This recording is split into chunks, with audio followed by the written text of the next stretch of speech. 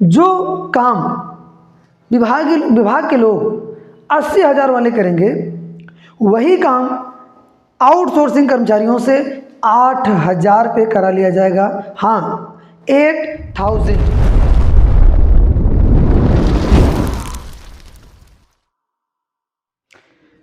हाँ friends, SRCT education में आपका स्वागत है। मैं सुनील कुमार पटेल अपने इस यूट्यूब चैनल पर आपका स्वागत करता हूँ। दोस्तों, जो आज वीडियो लेकर आए हैं वो भी आउटसोर्सिंग पर केंद्रित है।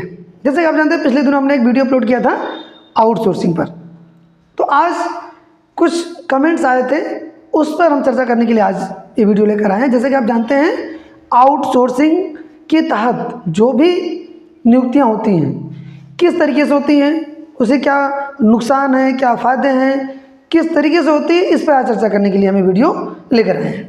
आशा है कि आपको चीज़ें समझ में आएंगी। आउटसोर्सिंग, जैसे कि आप ये शब्द है आउटसोर्स, मतलब इस शब्द का मतलब ये है कि कहीं और किसी और सोर्स से, उस विभाग से नहीं, कहीं और से लोगों को लाना, चीज़ों को ले आना, उसे आउटसोर्स कहते हैं। अब आप बात को समझिए कि आउटसोर्सिंग कर्मचारी जो जितने भी हैं वे किसी न किसी एजेंसी, किसी न किसी ठेकेदार के द्वारा रखे जाते हैं हमेशा। एक होते हैं विभागीय संविदा, जो कि सरकार खुद वैकेंसी निकालती है और खुद रखवाती है। उसमें सैलरी उनकी डिपार्टमेंट से निकलती है, यानी डिपार्टमेंट ही उनको सैलरी देता है, बाद में उनको परमानेंट होने की संभावना रहती है। और न केवल परमानेंट होने की संभावना रहती है, बल्कि जो विभागीय संविदा होते हैं उनका इंक्रीमेंट, उसके साथ साथ अन्य भत्ते जो देय होते हैं वो सब भी उनको देय होते हैं। जरूरी नहीं होता, लेकिन देय होते हैं।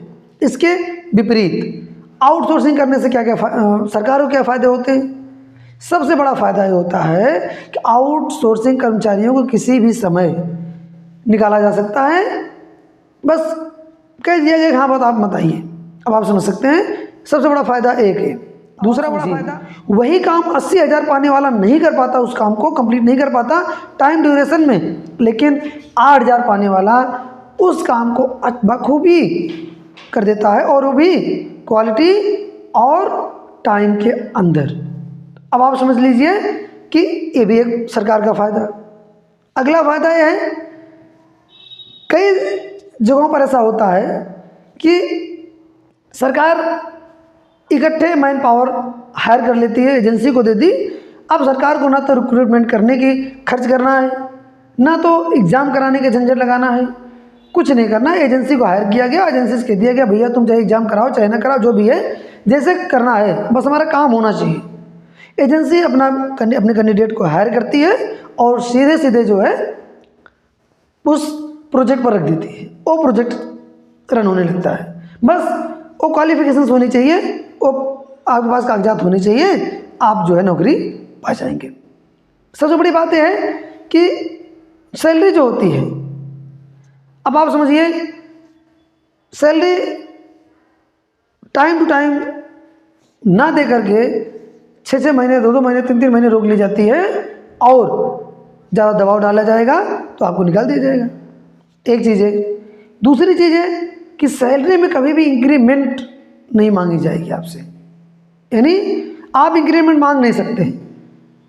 अगर जो ठेकेदार है आपका, जैसे कि आप जानते हैं जैम पोर्टल पर रजिस्टर्ड अब जो फर्म है, नाम तो फर्म का है लेकिन है तो ठेकेदार ही, यानी उन सभी कंपनीज आपको जब ज्वाइनिंग लेटर देंगे, ऑफर लेटर प्रदान करेंगी, तो इतने टर्म्स एंड कंडीशन नीचे लिखे होते हैं, उनको आप पढ़ जरूर लिया करिए।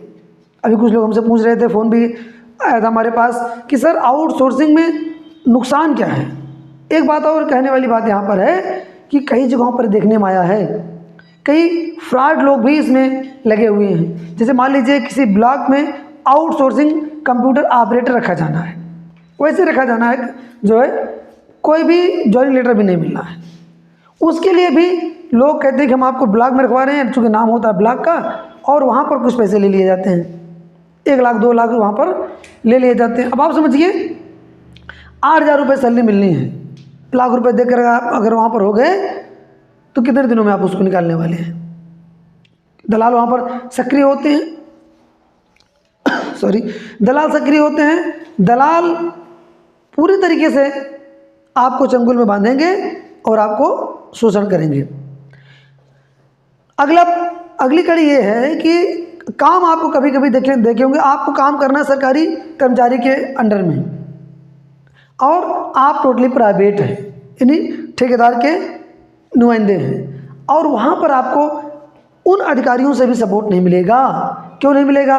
इसलिए नहीं मिलेगा क्योंकि उनकी निगाहों में आप एकदम दोयम दर्जे के व्यक्ति हैं, यानी आपको जो है किसी भी रूप में हो, इस रूप में देखेंगे जिस रूप में उनका जो चपरासी होता है परमानेंट वाला, उससे भी गए गुजरे निगाहों से आपको देखेंगे। और ये तो जाने दीजिए, आने वाले हर समय में हर दिन धमकियाँ आपको अलग से मिलती रहेंगी। धमकियाँ क्या मिलेंगी? धमकियाँ ही मिलती रहेंगी। आपके लिए पत्र बन जाएगा, हम पत्र बना देंगे, ऊपर भेज देंगे।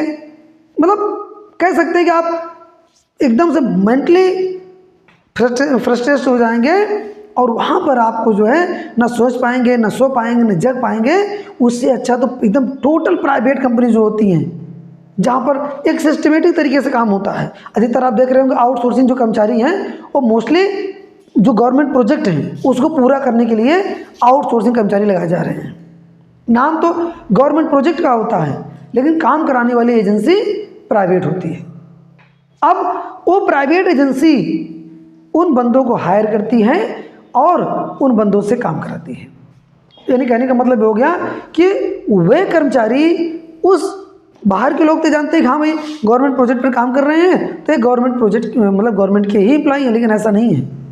वहाँ पर गवर्नमेंट से तो कोई मतलब नहीं है, बस गवर्नमेंट को केवल काम और काम से मतलब है और किसी भी चीज़ से कोई मतलब नहीं है।